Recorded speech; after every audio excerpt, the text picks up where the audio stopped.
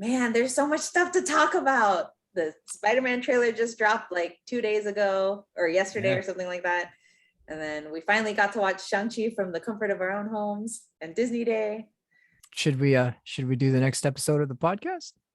Or welcome to the Hotel California. Such a lovely place, such a lovely place, such a lovely place. Playing a room at the Hotel California. Welcome to the Maganda Forever podcast, everybody. We're back again from our second after hiatus episode. I don't even know what episode number this is because it's been so long, but we're going to cover finally Shang-Chi. We're only late by like 2 months. Because it finally got released on Disney Plus. But we're also going to talk about the Disney Day or Disney Plus Day stuff, like the teasers, especially the Spider-Man one that we saw.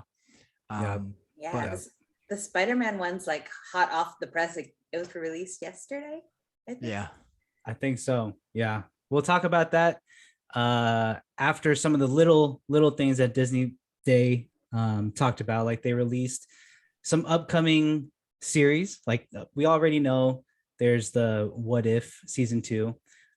They released Marvel Zombies, which was a surprise, which is pretty cool because we got to see a little glimpse of them in the first What If, but I guess it's its own entire series now. Wait, did they release teaser trailers for those or just the logos? Because I didn't see anything on those. Just the logos. For some of them, just the logos. Yeah. Okay. So they had that one. They had, I think, Spider-Man freshman year. Yeah. And isn't the X-Men cartoon coming back? Like X-Men? Yeah. I was about to say, yeah. So it's called X-Men 97 because I'm not watching it if they don't get the original voice actors. I don't care how old they are. I think the original series ended in 97, so that's why it's called X-Men 97. It's like they got to bring back the original animations. They got to bring back the original text of Storm wins. I heard that the act. I think a lot of the original actors are coming back. I don't know if it's like the entire cast, but I think a good amount of them are. Nice, dude. So that's pretty cool. I'm pretty hyped about that. I love it. Man, I cannot wait. Can't wait to hear Wolverine's over-exaggerated claw sounds. Just I can't wait to see covered in scorpions. Can't wait to see Wolverine threaten to cut people and then never do. And that's it. Yeah, that's it. Yeah, destroy a bunch of doors and robots and cars. I think making cars convertibles. The only time Wolverine cut someone was when it wasn't even Wolverine, it was his friend. he cut Cyclops' car to a convertible.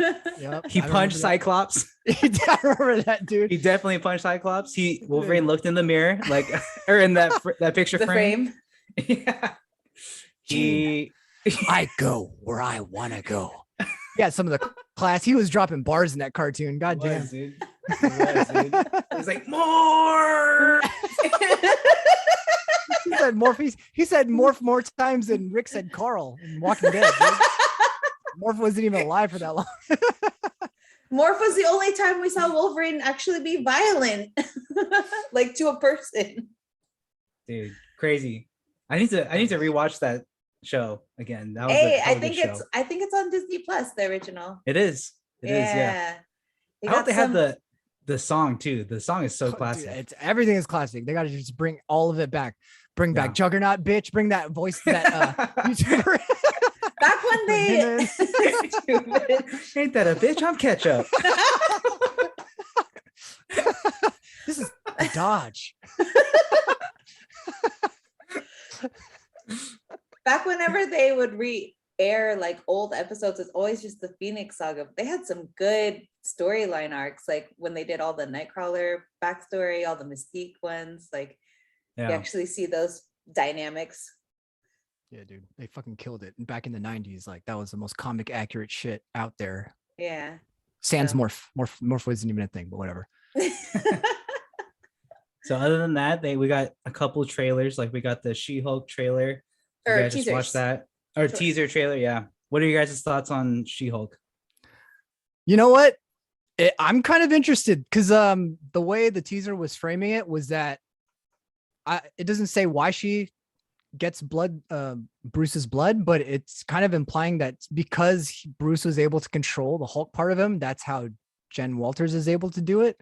So that's kind of Right. cool. In the comics, it was just she needed a blood transfusion. She got it, and for whatever reason, she was able to maintain her personality. But it's never really explicitly explained why.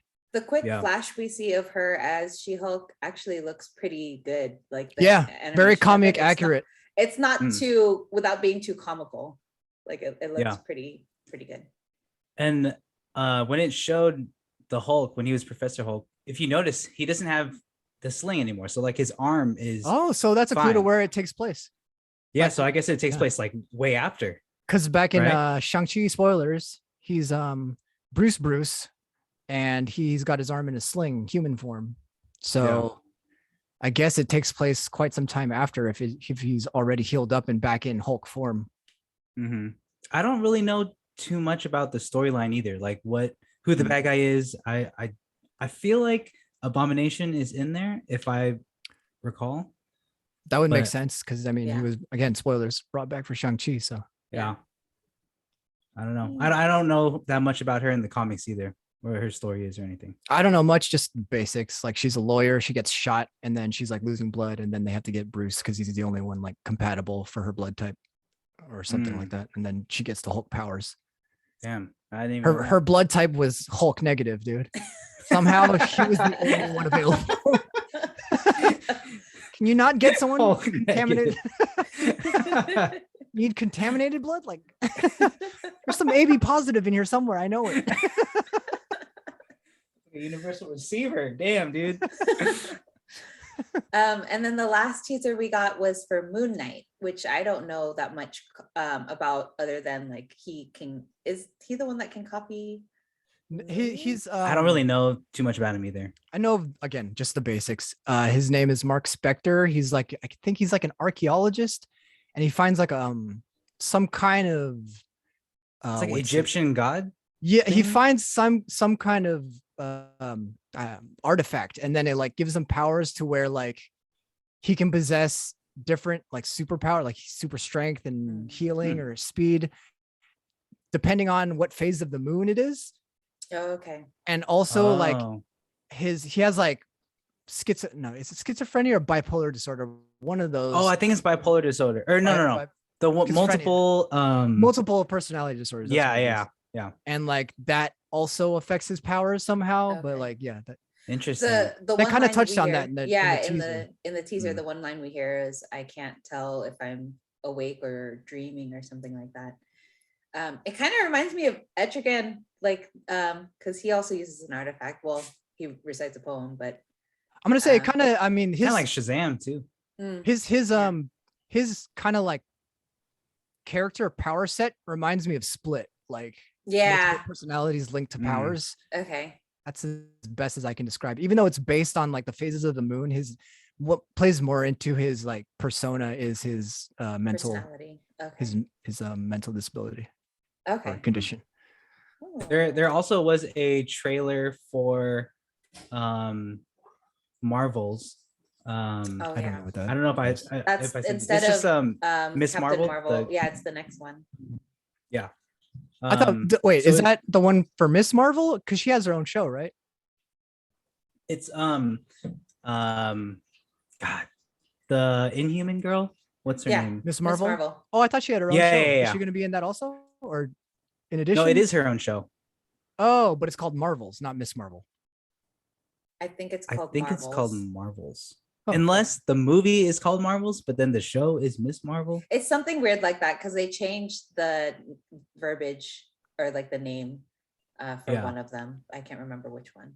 I forgot what it is, but I mean, I'm not as interested in it. It looks fun. I mean, it's based off, she's a kid, basically. So like, just looks entertaining, you know? I'm interested to see how they're going to animate her abilities because she's stretchy. You just and got a big. stretchy I hand, mean, dude. they've already done that. I Mm. know, but I don't know. We'll see. How not to make Yeah. it too like comical and stuff. I gotta say, Yeah. I didn't know anything about Kamala before the Avengers game, and I actually like what they did. Kamala, with that's it. what Kamala Khan. Kamala yeah. Khan. Yeah. So They did a good job on her story arc in the Avengers game. The one good thing that the Avengers game did. Whoa. You don't like paying $15 for one skin? Right? That's pretty good. I bought some. My favorite part is taking like 20 minutes to matchmake. What else? Do we want to think dive into that's the Spidey all. trailer?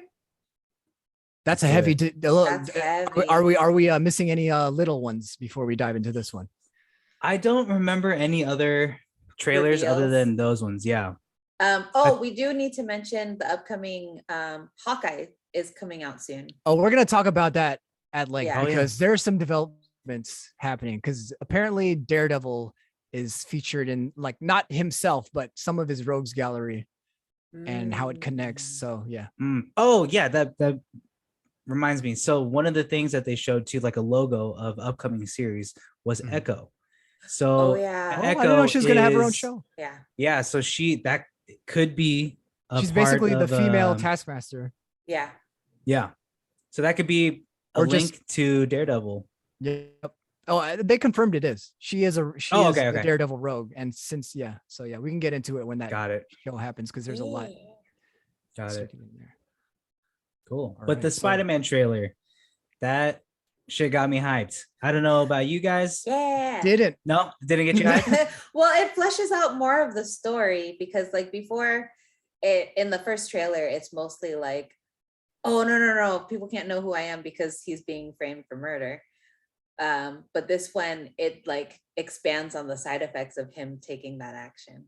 So let me elaborate. I wasn't hyped by the trailer because the trailer wasn't like hype worthy, but I'm hyped for the movie. Really? Yeah. Because I know there's gonna be hella reveals, hella Yeah. Easter eggs, hella like what the fuck moments. And if the trailer, like, it can't really show that much, otherwise Right. it's gonna give away everything. So the trailer didn't get me hyped because that's just by design. They can't. Oh, really okay. There's reveal already much. some small But I am hyped. things. I'm hyped for the movie because yeah. it has to do with the multiverse, and I am really convinced that Wanda's controlling Doctor Strange. So Oh, damn. I didn't even think about that. I'm not convinced Nice, yet, nice. but that would be he's interesting. He's not himself. I He's just don't not feel like himself. He's not But you himself. think for Wanda's sure. controlling him? I think she might, or like inadvertently affected him.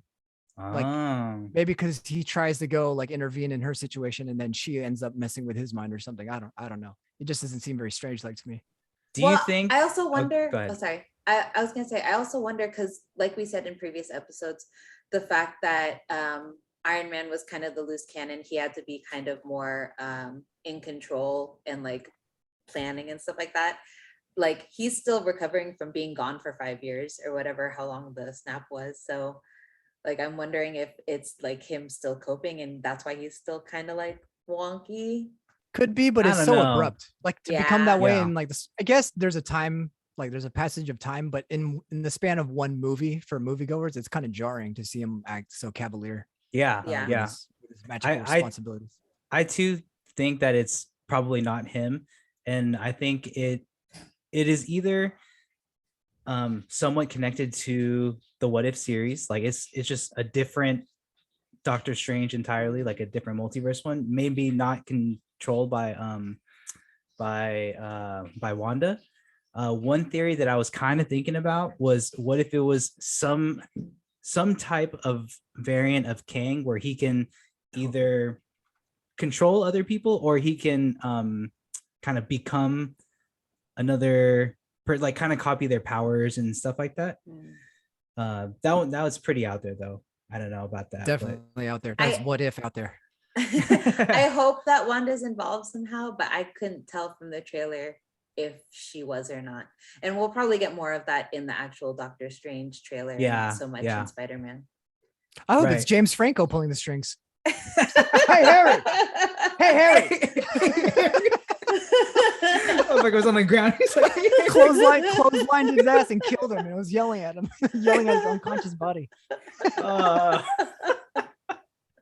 But the trailer though, man, I was pretty hyped. It was pretty good. Do we want to go I- into a breakdown or just overview thoughts? No, I mean, Let's we go don't need overview. to. It's Okay. pretty straightforward. I like that. What's his fucking? I can't even. What's his name? Doc Alfred Ock? Molina. Yeah. Oh, yeah. I wish there was more Jay Jonah, more J.K. Simmons in there, but Yeah. he's probably gonna have feature heavily, but I already like Doc Ock being back, the actor. Yeah. He's a good Doc Yeah. Ock. The storyline seems more in line with like, he doesn't want to send these people back to die. Like it's making all of the villains sympathetic. The quick things that I caught that I had to run back was the whole thing on the Statue of Liberty, how they're making it so that she has the shield. Wait, what? Oh, I didn't realize even that. think about Cat's that. shield, the thing that was Whoa, falling. that is gangster. Nice. Dave. Well, Put so that that's shit in there. why you see all of those, like it's under construction, so it's not completely up yet, and that's the thing that falls when he's Oh, like I didn't even all realize the that. villains are coming out of the thing. That Did you and notice then- that on the torch there was like a little attachment where Magneto can turn regular people into mutants? Stupid. Nice. Nice. And then the other thing that was pointed out to me by someone else was that Doc's arms start Look like Iron Man tech. absorbing. It's like absorbing the nanotech. Okay, I noticed Oh. that too because I was like, "Whoa, how come it's red? Yeah. Is that Iron Man tech? What is he doing right there?" So I'm wondering because Nice. the first bad guy we really see in the trailer and the one that seems to have more speaking roles with Peter is Doc Ock, and at one point you see him captured. I'm wondering if he's helping them trying to reset the timeline. You know what? I I I noticed think that's like- what it is. Yeah, because at Yeah. first, and then when Tom Holland reveals his Peter Parker, he's like, "You're not Peter," and then Yeah. later on, it looks like Doc Ock is talking with Mary Jane or MJ and Peter and Ned in like some kind of warehouse, and it looks like they're Yeah. helping each other to fix the Yeah, timelines. yeah. I Yeah, think and- that's what it is. He's gonna be kind of the hero. I mean, the villain at first, but then they're Mhm. trying to they because he's hella smart, obviously. So he knows that this is not a good idea to have the multiverse, so many Yeah. things going on. And I couldn't remember if it was Doc Ock or Doctor Strange that said like it's their destiny to die at the hands of Spider-Man. Oh, that was Doctor Strange. Strange, yeah. Okay. Okay. Yeah. I just, I- you know what? I'm just realizing that all of his rogues got, like most of them in the original trilogy, died. Yeah. Doc Mm. Ock died, right? Yeah. Yeah, And he then- drowned. Goblin died. Yeah. Sandman still alive. Electro. Yeah, Electro's in the but second. that's in the Andrew Garfield. Yeah. Electro looked different too. He didn't look like a. Yeah, so Yeah. he had the comic accurate. It looks kind of like a starfish. But Yeah. like, Yeah. So he had that. So that was cool. Did So you we get catch to that- see we get to see him. We get to see Reptile. Did you see his silhouette? Lizard. Or Lizard. lizard. Sorry. Lizard, yeah, Reptile. dude. Reptile. Sorry. Reptile. Sorry. So so we're seeing other villains come in. So obviously there's Doc Ock. There's Enter Jamie Sandman. Foxx. There's Sandman, which But I I don't don't know if didn't it's- look like the same guy, No, it doesn't look like Thomas same actor. Hayden Church. Yeah. Yeah, so that's a different Sandman. And then there's the Lizard, and then there's Green Goblin, and then there's Hobgoblin up in there. Well, I didn't see Hobgoblin. I didn't see Hobgoblin. Yeah, okay, so people like take stills of of Okay, I must have trailers, missed it, yeah. Mm. and so there's a still. He's like kind of in the background, like he's not as apparent as all the other villains, Okay. but it's another person on the glider, and you Oh, know that okay. he doesn't look like Green Goblin, Right. so I but did like that it we ain't James heard. Franco though. I like that we heard Defoe. Was it Yeah. Defoe? I was trying to make it out. I I was think like, so. It sounded like him. it sounds like I an think so. old He's Defoe. So I was older. like, yeah. So I was like, Yeah. he's old, so he's gonna sound different. Yeah, Godspeed, It's either- Spider-Man. Oh, and then the other It's either standout. him older or a bad impersonator, but he sounded pretty. The other standouts that I saw. They used was- ammonia. Oh, sorry. Last night I was that shit got me, dude. The only Spider-Man with a jump scare in it. God damn. Dude, that shit got me. The other standout moments was Spidey in like a Wakanda looking stealth suit with like the Yeah. gauntlet, the Doctor Strange gauntlet. No, it Yeah, looked so like I he think was that's a using the Doctor time Strange stone. suit. Looked like he was using the time stone. Oh, Okay. really? Remember when it goes around the Yeah, did look when like he does it.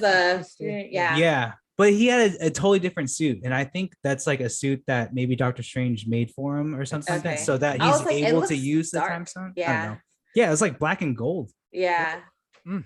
So I didn't know, like, is this supposed to be some other Spider-Man or he just got a suit upgrade? Because he's gotten a Yeah. suit upgrade like in every Spider-Man movie so far. Yeah, There's that, and then the he tries to run away with a block of something, like when he found out that he has to send these people back to die. And he slings, but then Doctor Strange like casts his thing, and then he slings his own foot, and then Doctor Strange lassos him and pulls him back and pushes his spirit. Oh out of yeah, his yeah, body. yeah. That was That pretty whole cool. sequence was really cool. There's also little things where there's Mary Jane, or not Mary Jane. Is it- Ame. No. MJ, the Zendaya one. Yeah. So it replicates, the scene with the Andrew Garfield Spider-Man with Gwen Stacy and the MJ. But then I didn't see this at first, but Angelo, one of our listeners, Oh. he pointed out that the hand, Spider-Man's hand that tries to reach out for MJ, is not the same glove as Tom Holland's glove. Dang, this guy's So- doing forensics on trailers, dude.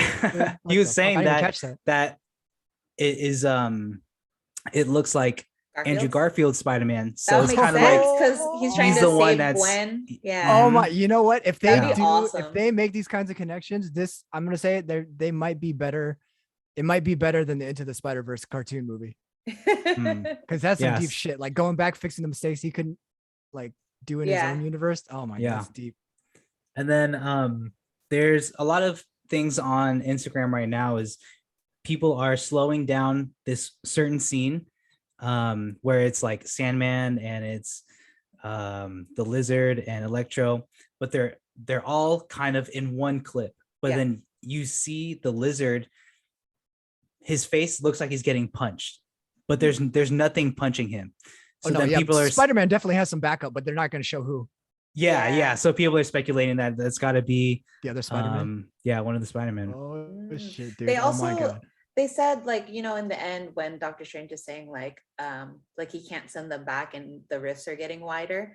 I wonder if this is gonna tie into Loki or if it's gonna tie into Madness. It's gonna tie into Mm. this, dude. Tie to that. Toby, where's Toby? He's just like, Tell me.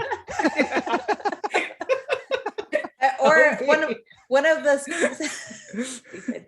One of the speculations was like the rifts getting bigger was kind of like purplish. So is Agatha doing something that's like widening the rifts? I think that's a stretch, but that was pointed out too. I seen a meme too when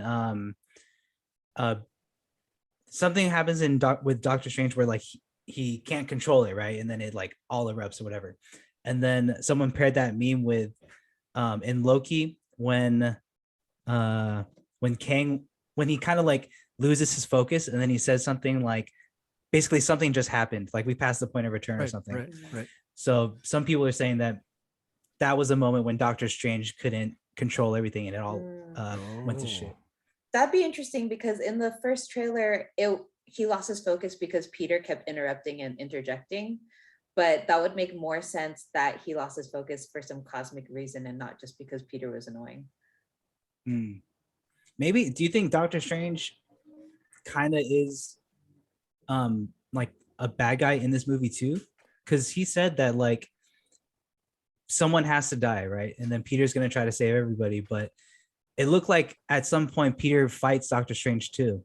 I think he's it's just the- trying to get that cube thing. Yeah, it's the whole So- thing with like he's trying to unknowingly protect the sacred timeline where like these people don't belong here, so we need to restore the balance.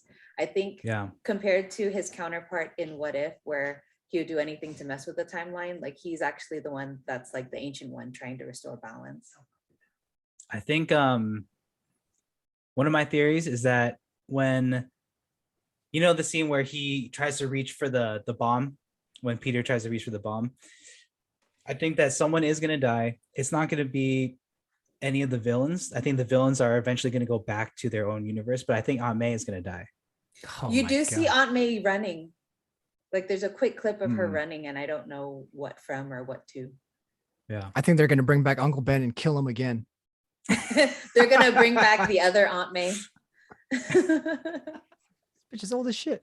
Hey, I love that actress. Isn't that Mrs. Doubtfire, the wife? No, Oh, is that's it- not. Wait, Not oh, that you're girl? talking. You're talking about the Amazing Spider-Man Aunt May? I don't even remember she was in that movie until you said that. Holy shit. I'm talking about it's either Oh, the Aunt OG. May or Marissa Tomei. Marissa Aunt May. Damn. Marissa Tomei. Nice. I didn't even know. I completely forgot that Sally Fields was Aunt May in that. Yeah. Dude, I totally forgot too. Jesus. Damn. Bridges. Damn. Yeah, dude. Just random side note for the Spider-Man cartoon. I bet you that they might go into Uncle Ben territory because we haven't gotten any. No, we don't Uncle even know Ben who that fucker is. Yeah, so Yeah. they might use that avenue to That'd be to great. talk about Uncle Ben. But yeah, I'm hyped. I think it's gonna be sick. I hope it's not too crazy when they just try to throw everything all at one time, and then it's like it might be just too convoluted, too many things going on. But I trust in their vision. Do we have anything else regarding the Spider-Man No Way Home trailer? I think I that don't think was so. it. Yeah. All right, so we're gonna get into the meat of it. Shang-Chi, dude. Yeah. I gotta say, it was good. It was we Really? were having an argument in the group chat. I was saying that it's mid-level MCU movie. Some people were saying it was upper mid-level. We defined upper mid as being Black Panther 1. Mm.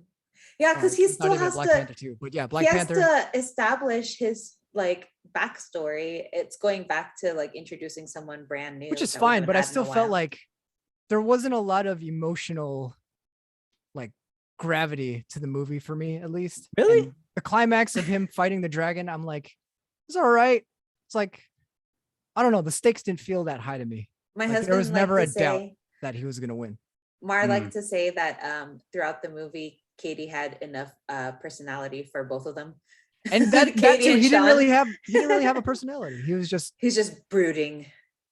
yeah, he was just, and like, I don't know. It just felt like the characters lacked character. I liked Mm. it for what it was. I understand what you're saying, where it felt a little stale. I kind of like the throwback to like oh, what am I trying to say? Like Wakanda was so different from any other like space that we got to enter.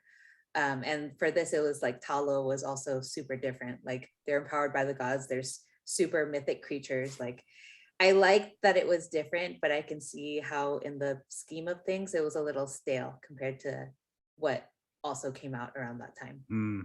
I also feel I- like, oh, sorry, go ahead.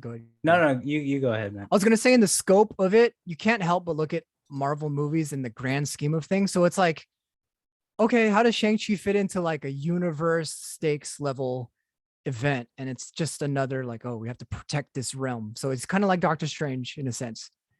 We'll get into it with the extra cutscenes, the end credits, but like the whole thing with the beacon, like that can call to different things. Like and it's- that is only when I Mm. started to get it hype, like really hyped for the movie is Yeah. because of how high the stakes were just in that last scene. But like yeah, during the movie, it didn't feel like anything I hadn't already seen before with previous movies. Like, how do you raise the stakes from a universal threat to a Shang-Chi movie and still make it feel relevant? I feel like for That's true. oh, sorry, go ahead, Vince. For pretty much anything after Infinity War, like that whole Infinity Saga, it's going to be brand new. So like you got to start from the ground up. So like that's where I feel like they're developing some of the kind of grounded type heroes. I agree. And And- it's not unfair. Like, I mean, it is unfair for me to have that view because it is its own separate movie, even though it's part of Yeah. the larger universe. So it's just how I felt when watching the movies. Yeah. I feel like Shang-Chi, you have to compare it more like a mix of Black Panther and Spider-Man, the first one, because All right, we'll it's do kind that. of like a neighborhood, like it's a smaller town kind of like storyline, but then it like has other like cultural influences and like history and stuff like that. What were you gonna say, Vince? What was your take on? So basically my take on it was I did really like it. I think that it was similar. It for me, that and Black Panther are very close in terms of a lot of things. Like it did the culture right. Side stuff like soundtrack, hella good. I liked it. But like you get a lot of nostalgic feels with kind of Crouching Tiger type vibes. And the music was really nice. The cinematography, I feel like, especially like the first like big scene with I forgot their names, just the mom and then the Mandarin, when they were fighting in that garden on the way to Tao Lo. So like that choreography was really nice. And I just have I kind of have a bias for more hand-to-hand stuff, more like straight hand-to-hand over CGI. And I'm a sucker for like fight scenes like that, but then also like just the training scenes. I always like training. I love scenes. training. I love training scenes, and I love the flashbacks, loser, dude. The loser getting better at like fighting or whatever it is they're doing, and then finally being able to do it. For me, I like the training montages and just the all the backstory of like I just hella like that stuff in movies, just in general. Like that's also why I like some of like Rocky 4 was hella good to me. I was just about to say Rocky. Yeah. Dude, yes. Yeah. For me, I'm similar where I really like training montages, but I also like mythos. Like so opening it with like focusing on the 10 rings and not necessarily where we are currently, like all of that backstory, like historical stuff I really liked. And I was telling Mara after we watched it that like the fight sequences are so choreographed and so well done, but I feel like they're very subtle because they'll slip into it. It was very minimal wire work. Yeah. That's what I loved. It, and it's like so it flows very naturally with the way they're telling the story. I'm gonna tell right when you mentioned training scenes, that's what helped me nail down a lot what I didn't like about this movie is that Shang-Chi was already a badass. Like he was pretending to be like he was pretending that he didn't know how to fight and he wasn't like already a martial artist. And so when the time came to rise to the occasion, he was already at the level. Like he'd been training since he was 14 and then he ran away. We don't get to see him training in the moment and then like failing and then getting back up and then it's all told in flashbacks. Like I don't he didn't even get beat by his he did. I guess he did at some points, but there wasn't a lot of gravity to it. Like he didn't have to overcome that. He just eventually did it. I get that. I'm trying to think of like an analog to that. Like in Captain America, when like he first discovers that Bucky's a Winter Soldier, he's getting his like ass beat at first. And then he like finally decides I have to take him down. And then, there's a climax where he does. There wasn't really much of that in this movie. They tried to do it like, oh, that's my dad, I'm going to kill him. But there wasn't much like struggle. I didn't see much struggle, I guess. The flashbacks are good. The flashbacks were okay, but I wish there was more to it. Like that lended more emotional gravity to the situation. But I think it was hard, especially because they're building the universe, but also building up certain characters. Because you see like his backstory, but then like they also like tell his sister's story in such a way that like she is kind of in the background, but they tell a lot of her story through the background, which is like kind of the whole like, Asian culture where it's like more of the highlight is on the guys, but then you still see everything that she's going through and where she ends up after the end credits. Yeah, she was dope too. Like her training scenes where she taught herself how to do a lot of the stuff by fighting. And she was just like, she was a badass woman too. Like she taught herself all that stuff. And then she ran the empire, like pretty much when she was young. And it's got Michelle Yeoh. Michelle Yeoh. Yeah, dude. And I just hella like her. So she's that element also was awesome. just icing on the cake. Still so elegant, dude. Yeah. Her and Jackie Chan. Let's get a Super Cop 2. Get a Super Cop 2. You guys are so young. Dude, it's so hard to find Jackie Chan movies to watch now. Speaking of Jackie Chan movies, that's a smooth transition because on the bus when Shang-Chi's fighting those dudes, he says, "I don't want trouble." He says, I don't want no trouble. Oh, dude. I didn't even think about that. And they had a freaking like, what are those things on the sides of buildings called? With scaffolding. The scaffolding fight. Yeah. I could just imagine Chris Tucker going, "Oh, dude." Hell no. Okay, so when we were watching it in theaters, that whole scene when they were on the bamboo, like on the side, me and Crystal, we looked at each other and we were like, in the theater, we were like, Chinese bamboo very strong. Soulmates. So they're calling out. They're calling back to Jackie Chan movies, I feel like. Dude. And that scene was just hella sick too. Like it was a lot of parkour kind of stuff too. Yeah. Like he's just Yeah. hella fast and stuff. And Listen, the I action hella was liked it. crisp as hell. Like the action Yeah. was super on Yeah. point. They're Yeah. able, like how I said earlier, they're able to slip into it and slip out of it so seamlessly that it didn't jar you when like the action was over. But it's so well done. Like the choreography is like so amazing. Yeah. Yeah. And not even just the hand to hand, but like a lot of the weaponry stuff too. Like once Shang-Chi was able to use like that staff, he was fucking sick with that staff. He was going in. And even the stuff like that the dad was doing with the actual rings, that was pretty dope too. Like in the Cock rings, opening. dude. You need 10 of them? He's hung, bro. He's Sammo Hung, dude. 1,000 years. He's got a Fing Fang Foom down there. Gross.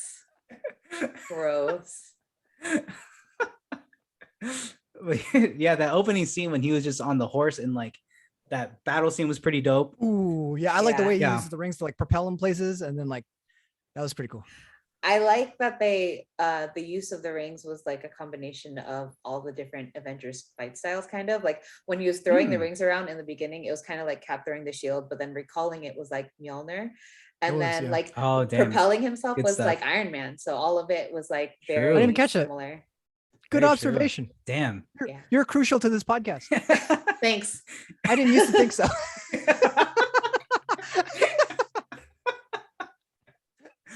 And it had good comedy to it too.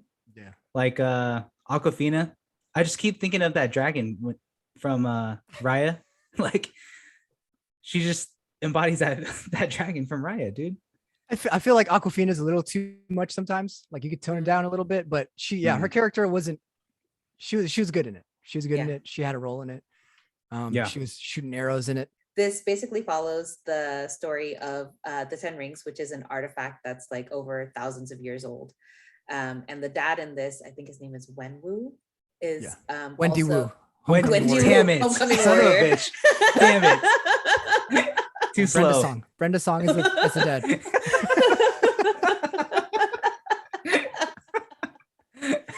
But I was a homecoming warrior when I was young. Like, damn, this motherfucker went in on Disney. the movie opens with him, and they're talking about this artifact that they say either he stole from a temple or he found in a crater. It's some kind of like ancient artifact, kind of similar to what is that in Wakanda, the meteor that everything's made out, vibranium. So it's kind of similar. And it's just him throughout the years. Again, he's thousands of years old, and the artifact grants him power of a god and eternal life. So he I'm just gonna come in real quick and say that you had 1,000 years to get rich, and you're like barely richer than Tony Stark, or not even as rich as Tony Stark. Like, well, so he was. is it just me? His presence didn't feel as like global as it should have been for being 1,000 years old. He didn't seem like extremely wise or like extremely especially skilled for being 1,000 years old. Not really wise or skilled, but the way that they go about his backstory, it reminds me kind of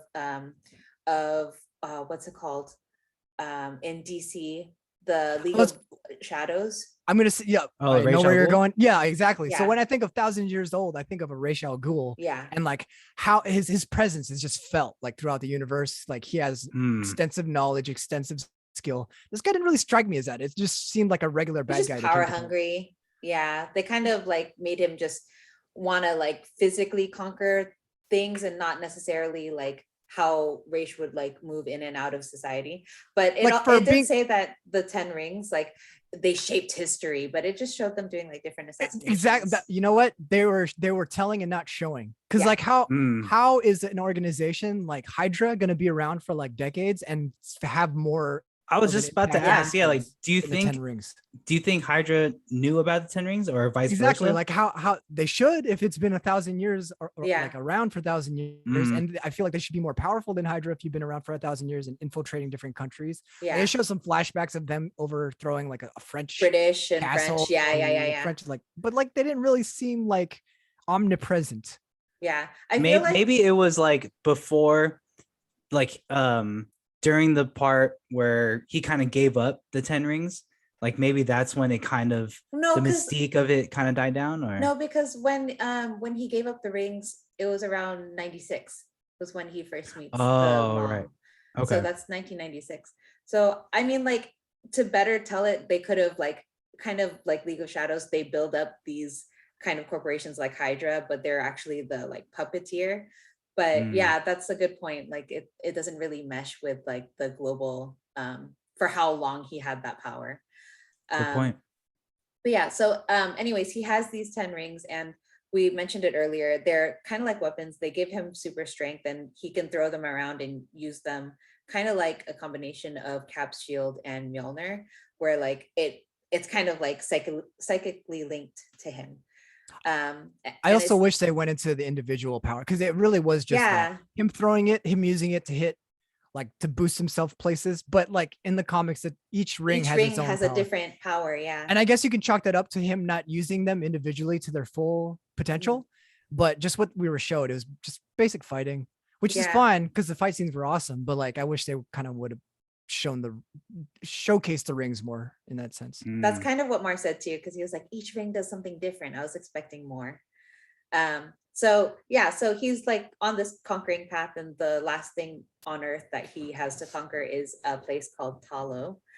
And you find out that it's this like magical place hidden within a living forest. Question. Sorry. Yes. Now that you're talking, for each ring, is it similar to like the Infinity Stones? Like how is that power level? It's more elemental. Like one freezes, one uses fire.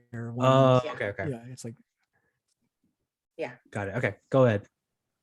Yeah, so he tries to discover Talo because it's like he knows that there's a mystical like dragon or something that can give him even more power, even though he already has like the power of a god. And that's where he meets who would later become his wife, Jiang Li, I think.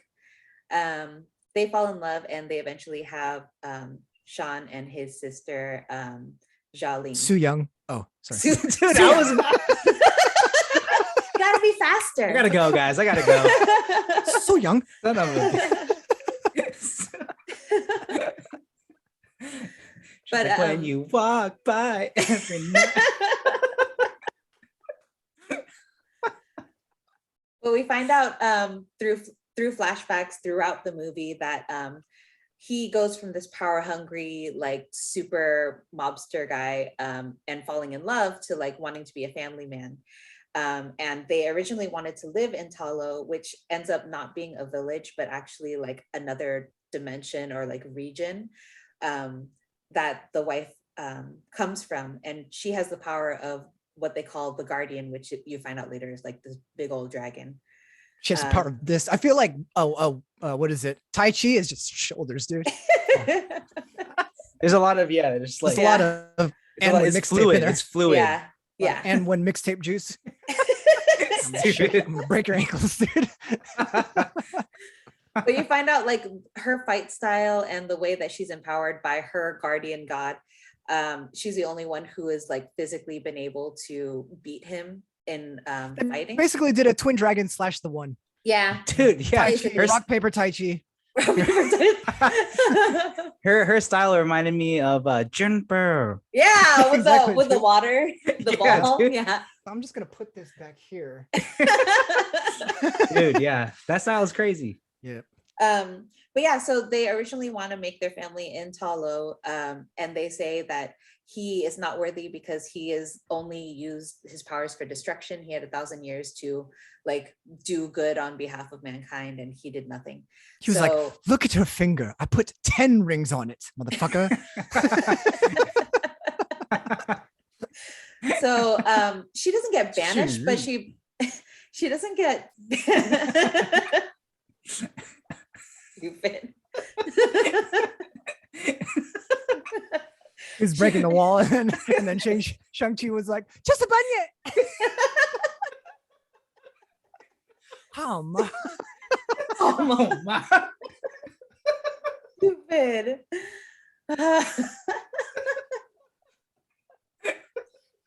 She doesn't get banished, but she essentially gives up her power in order to live with him in the human realm, and make a family together. And to kind of show his commitment, he also puts his rings not in stasis, he like actually removes them, because he said he found a purpose to grow old for, and to kind of retire and live that honest life. So they raised their That part small- got me. You know what? Yeah. That part got me. That one had emotional weight to it. Yeah. But then what ensues, like, I feel like his vengeance should have been felt, dude. And it was in like one scene, but Yeah. that was it. That scene was dope too, though. It was really just It was told- good. It was told in that flashback. Yeah. So What was there was good. I just wanted more, I guess. yeah. Mm. So they live their life. They're happily, like, she's teaching her kids all about Talo and like kind of like Playing the human DDR. balance and stuff, playing DDR. And then you find out that his past comes to haunt him. So he left for like groceries or something, and it's only the kids and the mom at home, and some old acquaintances or something from, what is it called? Like I wrote it down. Was it I Iron don't know. something? Iron me. Gang. Thank you. Yes. All right. Yeah, I so- remember part of it. Yeah, so the Iron Gang comes and she's like, leave my kids out of this, like they don't deserve this. They said, okay, but someone still has to pay. So she fights them off, but she doesn't have She was like, "Well, the- I will draw a half circle in the snow right now with my foot. she doesn't have the same power. She's able to take a few of them with her, like quite a few. Which is cool. Yeah. But that it's was at so sick. least like 50 people that were like beating on one person. So he comes home, sees that she's dead, and that's when he decides to put the rings back on and get his vengeance. So he takes Sean with him and like points out who ordered the hit, and like he Yeah. kills a bunch of them in front of him, and he eventually trains Sean to take out the head like mobster guy at the age of He's like, 14. I on know his punk first day. bitch. I'm no punk bitch. Stupid. Camels hum. Camels hum. So then Lee and Carter, they're trying to find Soo-young. and just recap the Rush Hour movies. dude. But yeah, so all throughout his childhood, from the day that his mom died until he's 14, his dad starts building back up the Ten Rings empire and like training him to be an assassin. And he eventually does succeed in taking out the guy who killed his mom at age 14. But then he kind of like gets scared and like runs away from that whole dynasty.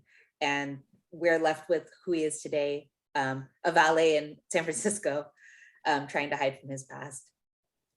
Those Well, training that's- montages, man, so good. Again, they were good, but I wanted more of them. Like I just Yeah. wanted more, and I especially wanted it in the context of him needing to get better in order to beat the bad guy. Like that's what really gets me in fighting movies. I think it was more Yeah. like for the story it was telling, it was that shock factor where it's like this everyday guy, he's just a valet, he's just like a nobody. He's already And a then it's like, badass. oh, It's like he can really fight. And there's a stuff like that. struggle to it. It's like he's already adequate.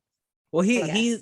he pretty much like couldn't do anything against his dad, but then when he trained with Michelle Yeoh, they kind of had that It his was little hump to it get was- over. Yeah, it wasn't a Yeah. montage. That was a scene. Yeah, yeah, Yeah.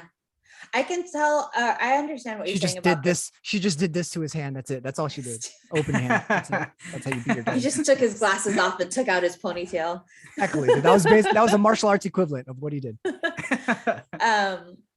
But I can tell what you mean about like the dad's vengeance wasn't like righteous except for that one scene. But by the time we see him again, he's kind of like beat up old dad. Like his family left him. He has nothing left, and then keeps being haunted by the voice of his wife. So you see more of him like desperate and not so much like vengeful. But we'll get to that. So jumping forward to the now, we see I keep calling him Sean because that's how he's going by in San Francisco. Him and his friend Katie. Shang-Chi. Shang-Chi. You went from Sean to Sean.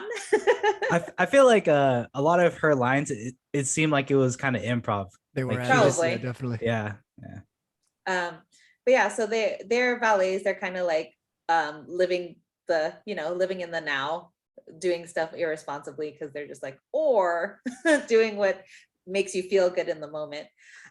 When his past also comes back to haunt him, kind of similar to the dad, with the gangs like coming back to haunt him. But eventually they take this pendant from him after that like really, really awesome fight scene on the bus. That was cool. I liked it. Yeah. With what's the name of that guy? Razor Fist? Razor Fist. Yeah. He's in the Marvel comics, I think. He's an actual- Taser face. Taser Face. Razor Fist is an actual supervillain in the Marvel comics. So Yeah. that was kind of interesting to see him in there.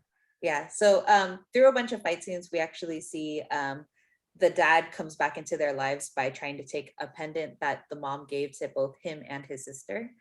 And we'll find out later that the pendant shows the exact path and time to reach Talos safely through the living forest, which like is a maze that eats you.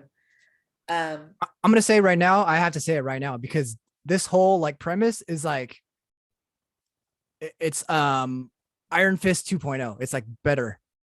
It's the same concept of Kunlun. Like you can only find it at a certain time of day. Mhm. You get there, and Once a then year. there's a Yeah. dragon that holds I great guess that's power. true. I don't know. I blocked out the whole memory of Iron Fist. I haven't seen any. I still like 2 episodes of that series, but just knowing the basic premise, it sounded like I was like, are they rebooting Kunlun under a different name? Because it's so similar. I don't know. So if- are there characters in the comics? Is it pretty much the same guys? Like See, I don't know. I don't know same- anything about Shang-Chi. I don't know Yeah. his comic basis. There might be like a similar origin to Iron Fist. I mean, Stanley was known for recycling a lot of his stuff, Mm. but I don't know. I just felt like in the MCU, like maybe they're trying to reboot Iron Fist because he's not coming back. Yeah, Yeah. that also makes me think that exactly what you said. Like they probably would use Shang-Chi's role as Iron Fist to Daredevil, who eventually will come in or whatever. Like Mhm. so they won't even mention Iron Fist because they have such a similar character in Shang-Chi. Yeah. So the Razor Fist, I almost said Taser Face.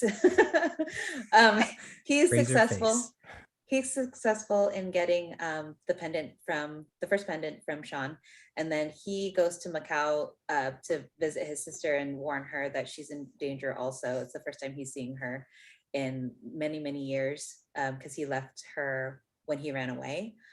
But I was wondering, like, because they never say who sent the postcard. She was like, I didn't send it. Like, Oh, I think I thought it was is it the implied that dad? it was the dad, so you could find okay, both to of get them. them together. Okay. Yeah. Okay, just checking.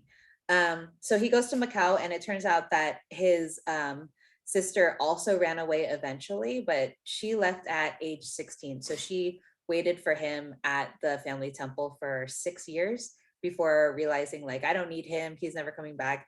She escaped to Macau, and she created the Golden Dagger Club, which is basically like a huge fight club with like different mutants, different powers.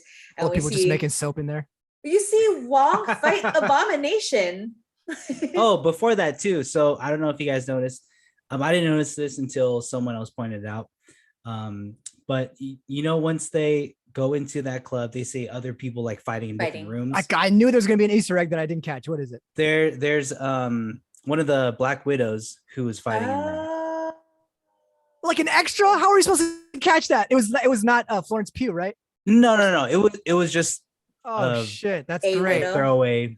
Yeah, a Well, widow. I mean, like if it was Florence, like because they said those were the low level fighters, she wouldn't be like in one of the. Oh, they straight up fighters. threw shade at that Black Widow. She's like a D+ student. So she's That was the only one that I remember was one of the widows. Mhm. And then of course the big reveal is Abomination fighting against Wong, and he looks different. I don't know. he ain't been I eating think- much. He looked a lot Yeah. skinnier. And he has like fins and stuff. I think that was more comic accurate. I don't know. I think you're That's right. what I Yeah. Yeah. Well, because the movie one, He was with bald Edward and then he had Norton, like wasn't it? the spine things, Yeah. but he did look more comic accurate in this. And he calls him Emil, so it's still Emil Blonsky. Yeah, But we didn't get to hear him speak. So yeah. Is it the he's just same- "Bleh." Do you know if that's going to be the same actor like in the I don't- She-Hulk? I feel like he didn't mocap that. I feel like it was just all pure CGI. Like I didn't see a face in there. It Mm. was just all computer generated. So I mean, they wouldn't need Tim Roth back as Abomination, I don't think. Yeah. That Unless they makes want his sense. voice, which I doubt. That makes You- sense. That is just CGI, and that's why they didn't have any speaking. in the comics, is Abomination just Abomination? Like he doesn't have the power to like kind of go back into a human and then go back to. No, so the way they differentiate Hulk and Abomination is that Abomination retains his intellect and he's pretty strong, whereas the Hulk has no he doesn't keep his personality at all, but he has the potential to keep growing in strength exponentially the matter he gets. So eventually he'll be able to beat Abomination in a longer fight, but a lot of the times he gets beat by Abomination because he has both his intellect and super strength. So that's how they kind of balance it. I don't know if they're going to do that in the MCU because the way the Hulk is now, he's basically Abomination. So interesting. Yeah. Okay. And then just a side note too, like how does Red Hulk differ? I don't Like that's the Thunderbolt Ross one, right? Thunderbolt Ross. I don't think his he doesn't get any attributes. The angrier he gets, he kind of like has super strength and all the other attributes of Hulk, like healing and whatnot. But it's also like heat based, so like he applies heat also. Like, what do you mean he applies heat? Heat, like it's like melting, almost like magma damage or something like that when he like fights. Oh, He what just the heck? applies heat when you're Yeah. sore. Yeah. Makes the swelling go down. It's great Yeah. for sprained ankles. Do you think we're gonna see that version of Hulk if we're getting like? Dude, 'cause I we think already so. have I feel like Abomination eventually, and- Yeah, they would just be Okay. talking to each other. That'd be cool. I think so because I mean we don't really know what Thunderbolt Ross's plans are, you know, Yeah. but it is very open to there's talks of like Dark Avengers or the Thunderbolts and stuff, and then you have the whole thing with the Seinfeld girl. She's running her own kind of team. Valentina. Yeah. So The team like, is called Padown, Padown, Padown. yeah, so I think eventually, you know, he's gonna somehow become the Red Hulk. Okay. That would be sweet. That'd be interesting. What caught me off guard on this scene is that Abomination is kind of like with Wong, even though they're fighting each other. Yeah. They're like Yeah, he's like, as we practice, like apprentices. Like what? Yeah, I don't know. Is he becoming a good guy? Like what's happening? Like this dude Yeah, was- that where do that they also keep him confused when me he was too. a bad guy? Because after he gets beaten in the Incredible Hulk, he's still breathing. So they had to put him somewhere that could hold him. And I guess my question is just where has he been all this time? When did Wong get to him? Is he a good guy now? So that little part had me like asking so many questions, not even related to Shang-Chi. Yeah. unless do you think Wong is either Wong or Abomination going to be part of that team that Valentina is putting together? That'd be crazy if Wong was a part of it. Cause like, what does he get out of it? It would make more sense if it That's was true. Abomination because she's kind of recruiting like the anti-heroes or like the Yeah. actually bad guys. the hero counterparts. So yeah, it would make Yes, sense for yeah. him to be there. Yeah. It was weird seeing that they are working together and that type of thing. Yeah. I don't know, maybe Wong needs to make some money. I don't know. He's just he doesn't have that much money, dude. Can't even get any that Subway sandwiches. Subway sandwich. Yeah, No, dude. he's got $1.50. That's it. Yeah.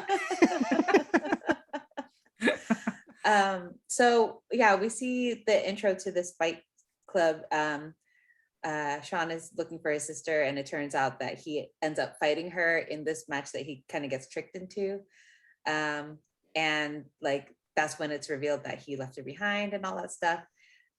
Going from that fight Good scene. scene. Good fight. This is a scene with really the good sister. fight scene. That scaffolding fight scene. Yeah. Any movie, like anytime I see like I'm like getting scared of heights while in the fight scene, that man, very Yeah. effective. It was really good. It was sick.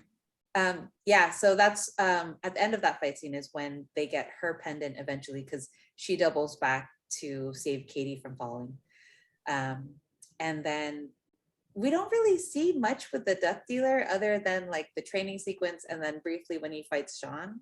Are you talking about the Um, masked ninja? Because His that dude name's was so fucking. Death Dealer. He was like Boba Fett badass. Like you barely saw Yeah. anything of him, but he He just was, looked so dude. sick. Like Yeah. I I love that think costume. I think he plays a bigger role in the comics He and is, stuff, but yeah. yeah. Not anymore. Shang Tsung Yeah. took his I soul, dude. know. Yeah. Yeah. It's too bad. Um, I was like, I want more. He really did go out like Boba Fett. He kind of went out like a bitch. He looked so cool though. Yeah. He did look dope, dude. He was a cool character. Yeah. So I think in the comics he also trained Shang-Chi. So that's like I think actually so. accurate. Yeah. Oh, that's kind of cool. But yeah, so then eventually they return back to the home temple.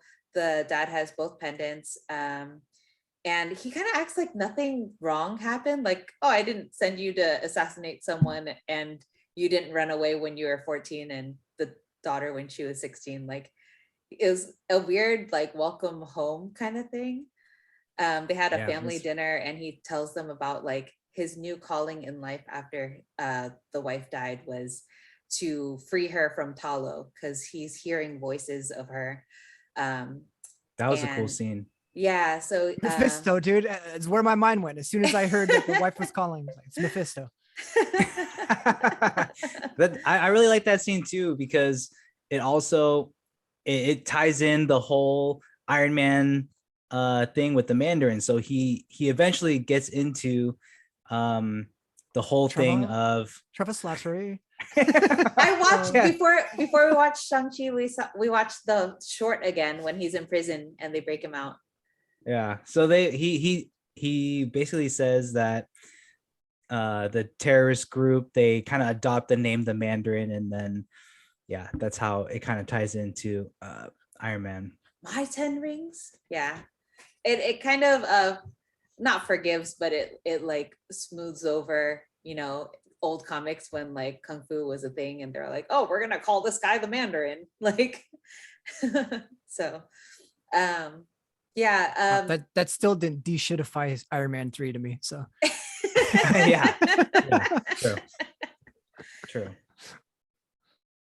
So he said that ever since they left home, he's been kind of bereft and like not really having a purpose. He's still building up the 10 rings, but not really like having anything to specifically go after they killed his wife's killer. And then so he started doing more research again into Talo. And that's when he said like, oh, she was hiding clues and I hear her now. And she's being hidden behind a gate in Talo. So he's like, once again, trying to find that place, but now in order to free her and not to conquer it, which is kind of where you get more of his like resignation and regret and not so much like, oh, it's just vengeance. He's kind of just driven by like spirits and all that stuff. So the gang gets thrown into prison when they say they're not going to go along with his plans. We do see the pendants become dragon eyes in a statue, and that's when all that magic happens. And it's like once a year. in a gauntlet, it was just Once a year, the path is clear through the living forest. That whole sequence was amazing. Yeah, the as effects short as were it pretty was. dope. And then in the prison, that's when we see Trevor and we see what was his name? The Morris. chicken pig, Morris. Trevor That's funny. Slattery. We find out That's that funny. Trevor's down there. He's kind of the jester for the 10 rings to entertain them. And Morris grew up with the mom and can lead them back to the Talo safely, 19% safely. Before the time that the dad's gonna go, which is that once a year like eclipse kind of thing. So they beat the dad there through the maze. You see all of those mystical beings. You see Vulpix and just about Yeah, to say you that, definitely dude. see Catch a glimpse of- Pokemon. You see some Moltres, you see a Vulpix, you Yeah, see a Moltres, Ninetales. yeah. There's a Ninetales definitely. Yeah, in there was, dude. Dude, Yeah. I was like, they really just went to fucking. I was about to throw some fruit and try to take pictures, dude. Saw Nurse Jenny in there. Saw no, Nurse it's Officer Joy, Jenny. Nurse Officer Joy, Jenny. Officer Jenny. That's right. But yeah, so you find out that Talo is not just a village, it's actually a whole dimension with like villages along the coast. And then they sent all of their best warriors to that specific place that the mom was from to protect the gate. And you meet the mom's sister, their aunt. Such a badass. I'm so glad to see her in this movie. So good. Also, it's like a hot old lady, dude. Dude, she is so Still looking good. graceful. Yeah, still kicking Yeah. ass. Yeah. But she tells them that the legend behind the gate, it's not actually trapping the mom, it's what they call the Dweller in Darkness, which if you played the new Guardians of the Galaxy game is the first boss. Spoilers. Didn't look like it though. Oh, That's what they really? catch It didn't looked look different. but it's called the same. But basically the legend is that the dweller in darkness brought its little minion army, and they eat the souls of different beings throughout the universe. And it sounded like different universes, right? Different dimensions. It could cross travel. But the Yeah, more like when souls, she was talking about it, yeah, like on the wall. Is that what you're talking about? Yeah, Like, yeah. yeah. So they kind of have like etched into the wall the history of everything. And it's the more souls that it ate, the stronger that it got, and it was going to eat the whole dimension. And that's when their village of warriors, with the help of their guardian dragon, beat it against locked against a door. And periodically it'll reach out to beings of power with like their greatest wish or whatever. And for the dad, it was the mom's voice saying like, help me, they're punishing me because you weren't worthy of Talo. And because I left with you, they kidnapped me, and now I'm here again. And it turns out that like all of their armor and weapons and the gate is all made out of their guardian dragon scales, because it's powerful enough to lock him in.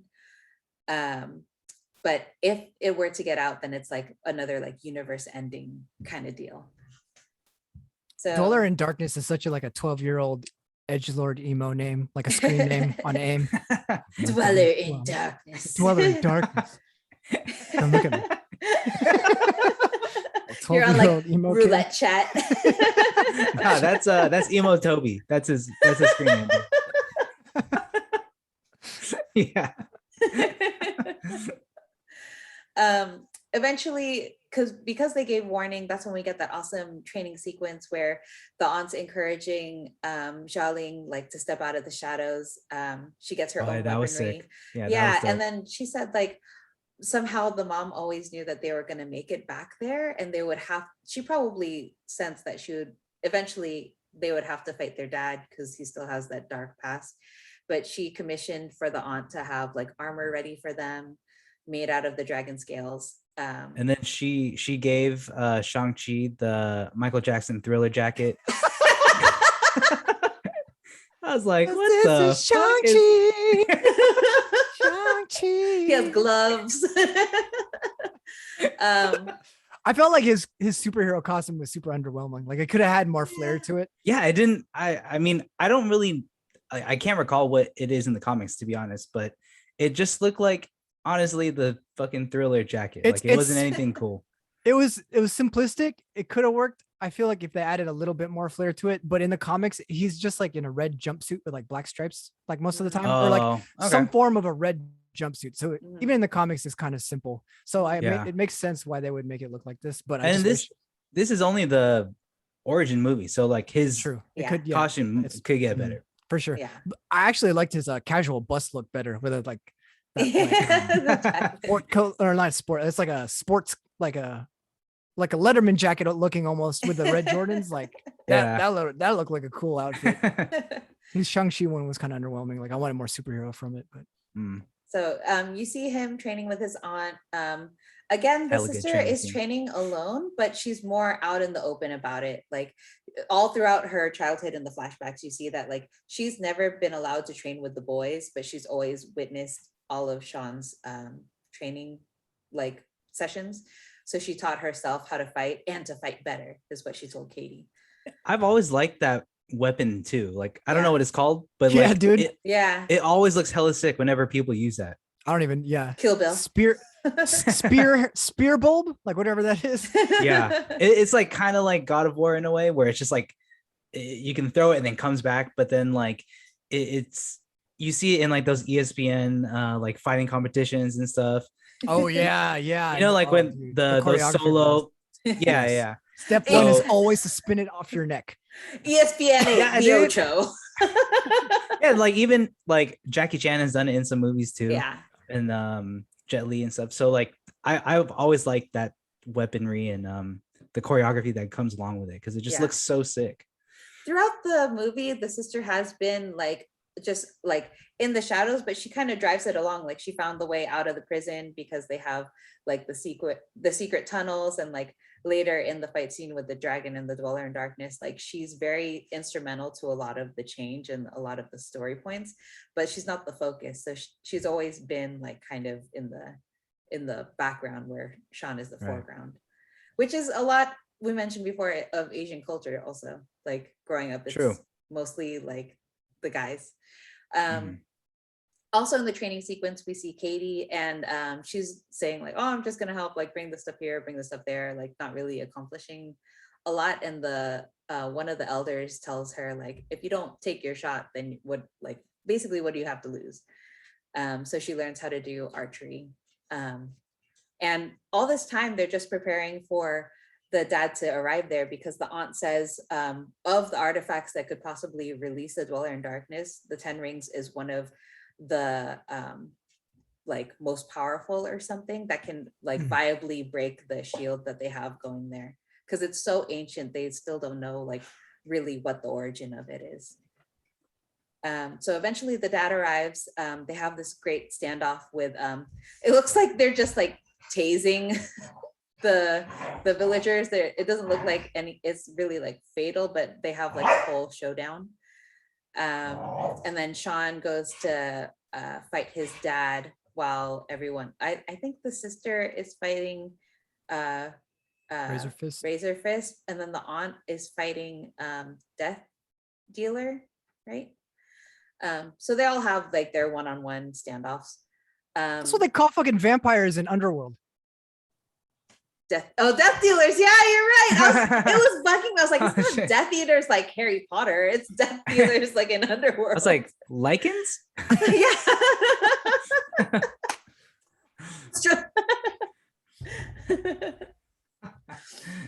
Yeah. Anyway, yeah, so Sean has this whole standoff. He tells Katie before this that like he reveals he did actually execute the person who killed his mom, or like ordered her death. So he has it within himself to kill, and he's kind of like prepared to take that step against his dad. That's something they should have showed and not tell also. Like I wanted to actually see him do it and then deal with the consequences, because it's also like in the comics, that's basically what Cassandra Cain Batgirl does. Like she kills someone at an early age, and then she has to deal with being an assassin at such an early age. So I was hoping like they would actually show him doing that and then like running away, but they kind of just, it's all exposition. I'm like, I want to see this stuff. True. He almost like earlier in the movie when Death Dealer. He almost could have killed him. I don't know. He might have done the thing where like he stabs the ground next to his face or whatever. You know how sometimes they do that in movies, but like the dad, that's when the dad stepped in. But that's when he had all those flashbacks of Death Dealer, and then he was a lot of things like how ruthless he was. Yeah. So then it kind of hinted that he has the capability. Like he was gonna kill him. It seemed like it.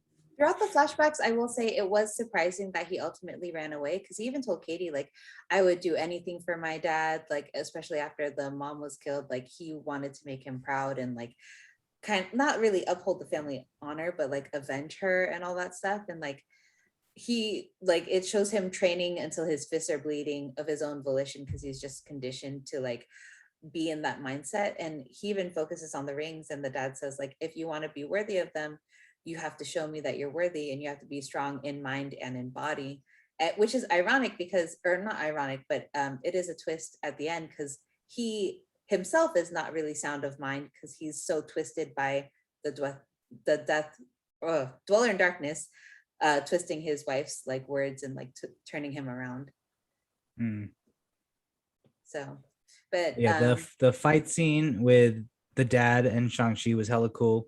And like leading up to it, you see they have kind of like a heart to heart in a way. Like he visits the mom's grave, or the shrine kind of thing. Yeah. And then they just have like a talk, and then he still kind of tries to save him and to stop him from killing everybody, but then that's when it is just the point of no return, and they have to fight each other. The part that hit me the most was like the dad keeps saying like, she kept saying I can leave my past behind and we can lead a good life. But he ultimately reveals that he blames like Sean for not being strong enough, and also himself for like putting the rings away because he couldn't have been there to protect them. But he said like, you hid like a little whatever while your mother died, like you didn't do anything. But he was like, what could I have done? I was a kid. Like he was like less than 10. So yeah, it's all that resentment that's been like building in him. He couldn't have been older than 10 rings. But yeah, that fight scene was sick. That's when he has the staff, and then this is a very common move with the staff, but like where you like swing it, you know. What you're talking about? You know what I mean? This? Yeah. It looks the hella person sick though. Dodging it always does this. Yeah. It's hella sick though. But yeah, that fight scene is dope.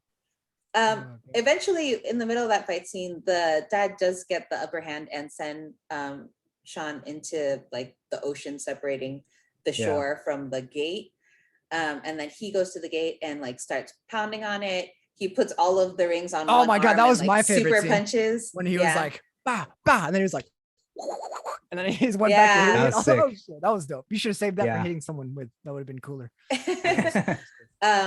And like as he's sinking, he kind of like hears the call of the dragon, the guardian or whatever, who's like the whole time whenever they kept saying dragon, we're like Fin Fang Foom. But that's like they never actually said it's it. Right? not him. They just call that dragon the guardian. The great protector. The great stone the great dragon. protector. Thank you. The great stone dragon. Stone dragon. Yeah, the great protector. Sorry. Wake up. But yeah, so the dragon eventually comes up. Just imagine the CGI dragon talking and it'd be Eddie Murphy's voice. It'd be hilarious.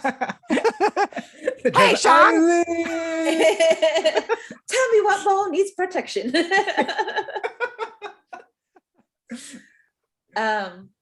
So while the dragon is like communing with Sean, some of the scales of the gate do open, and that's when like the little like minions come and start like sucking the soul out of everyone and like bringing that soul to the Dweller in Darkness to get strong enough to burst through. Zubats everywhere. that's like Razor Fist is like, no, we like have one purpose, and then he sees someone get beat. He's like, okay, we'll work together. It reminds me of Men in Tights. I was gonna say it was like Captain America. Like, why should we listen to you? And then he beats up a Shatari. And oh yeah, that's right. We need. Yeah, that's right. All right, I see you. Yeah, because the weapons that the soldiers of Taolo has powers from the Guardian, right? Yeah, they're all made of dragon made scale. from. Yeah. Yeah, so that's the only weapons that are able to kill those Zubat things. It just took a huge pet egg to the dragon and took a bunch of scales. Ew, dude. Gross. Parmesan cheese. Nasty. Great gift. So they eventually start adopting the weapons of Talo and like start fighting those minions. Sean is able to ride the dragon out to fight. I think the Dweller in Darkness does burst through when he comes out of the water. And the Dweller like uses the lake to like freeze the Dweller a couple times and like try to subdue it before it can reach the shore and get stronger. And it's just like a really epic fight scene. I wanted a hand-to-hand. I don't know. I just wanted it to be like, I want to see a monster fight. It was like kaiju-ish at the end. Yeah. Jewish. It was really that's one of my things too, was it just got a little too much. Yeah. I'm trying to see Pacific Rim. I wanted to see the struggle of the man. I forgot. Yeah. So Sean does fight his dad like one last time before the Dweller actually escapes. Right. And that's when he kind of does what the mom did, where she's able to like nullify the rings, and she kind of did a Kamehameha blast. Dude, but that was sick. He actually like took 5 of the rings and started fighting back with them. And instead of wearing them, they just like I thought he was gonna put them on, dude. I was waiting for him to put them on. Yeah. Cool. I like that he used them as stepping stones often, like to help maneuver. Mm-hmm. You see it throughout the rest of the end part of the movie. So he's pretty evenly matched once he's able to like call the rings to him and like call them away from his dad. I think ultimately he ends up not taking like the killing strike, right, against his dad before No, the dweller because breaks through. the dad eventually he sacrifices himself. The Well, yeah, dweller's I was- just like, your father's soul is mine. I was trying to think what happened right before that. When woo! Simu I was trying to remember what happened right before that, because they're still like standing off when the dweller finally bursts through. But yeah, eventually he gets captured by the monster, realizes that it was all a hoax and he has nothing really to live for, and he sends the rings to Sean to like use against the fight. It's the sister that rides the dragon, and together they like try to take it down. Eventually the dragon gets pinned and almost gets the soul sucked out of it, and then Katie's there with the magic arrow to cut the throat of the dweller. And they're ultimately successful. Yeah, and then there's Shang-Chi delivers like the killing blow in like slow motion from up top. That was But yeah, cool. that part was dope, but like leading up to it when it was like just the dragons fighting, it kind of like took away from Yeah. the build up. I don't know. Yeah. It was cool. The part where he's holding on to the sister and the sister's grabbed by the monster and he refuses to let go. And he's like, I'm not leaving you again. And she's just telling cool. him, I like that you know, scene. common sense, like you need to let me go so that you can fight him, because the dragon was gonna die, and that's when Katie shoots the arrow. I did like the killing blow. He sends the rings into the dweller and makes a hurricane with his intestines. I know exactly what that feels like. Like every time I drink milk on accident, I feel the exact same way. There's a little Shang-Chi mixing my stomach up. I'm like, fucking hell. I gotta shit, Wanda.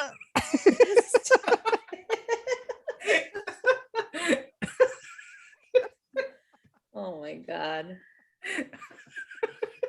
That had cheese in it. I was like, Ridiculous. oh, fucking Shang-Chi, dude. Shang-Chi's, dude. Shang-Chi's.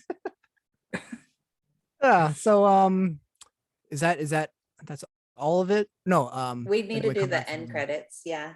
Yeah. Yeah. So it after that, it pretty much just ends with the Shang-Chi and Katie meeting up with their friends again at the restaurant.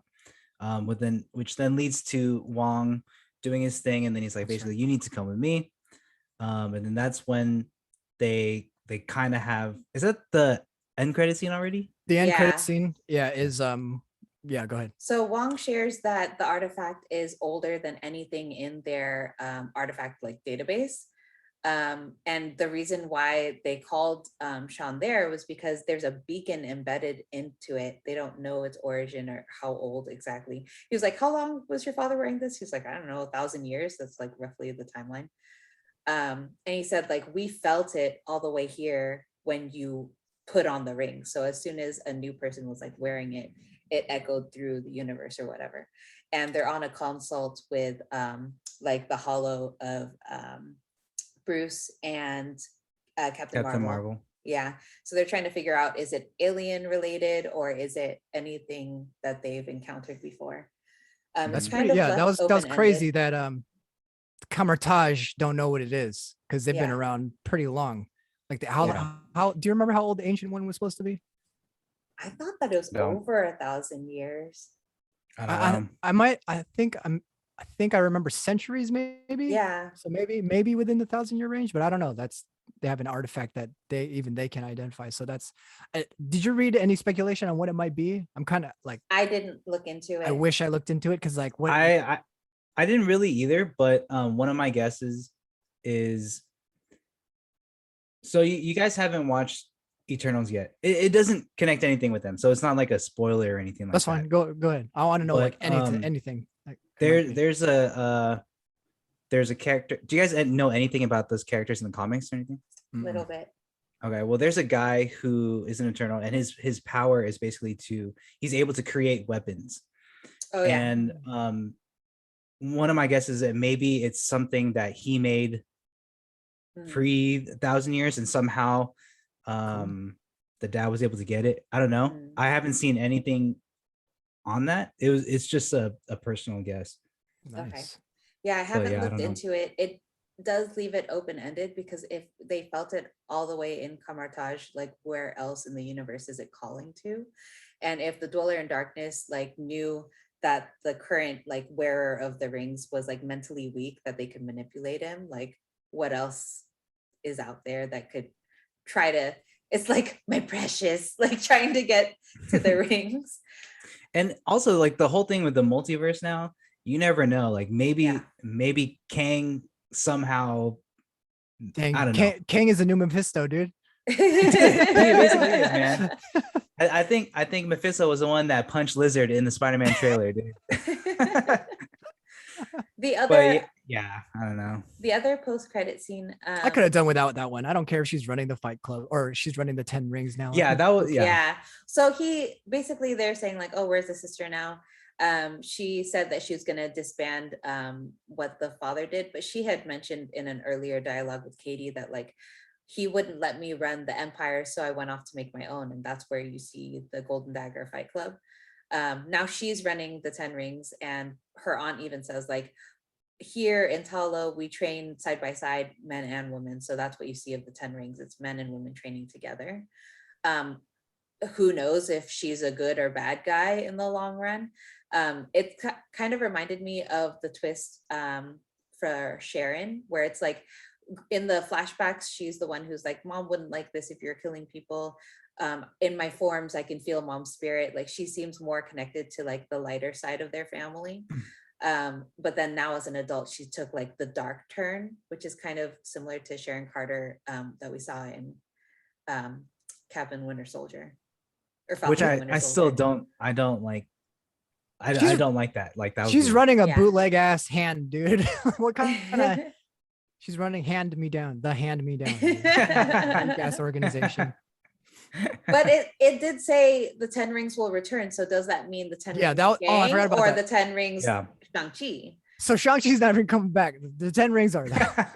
Well, because like Shang-Chi's he wears the 10 rings now. So It's- is it's he like both. the It's 10 both, I rings or is think. it the Alright, gang? Okay. All right. Yeah. So I could have done without so that second he credit does scene. have it. Yeah. it's not the Yes. gang or Shang-Chi, it's just the rings. Hey guys. Katie will return. What if that was All right. So that's going to do it for this episode of Maganda Forever podcast, everybody. Thank you for joining us. We will see you again next week. I am your co-host, Matt. I'm Vince. And I'm Monica.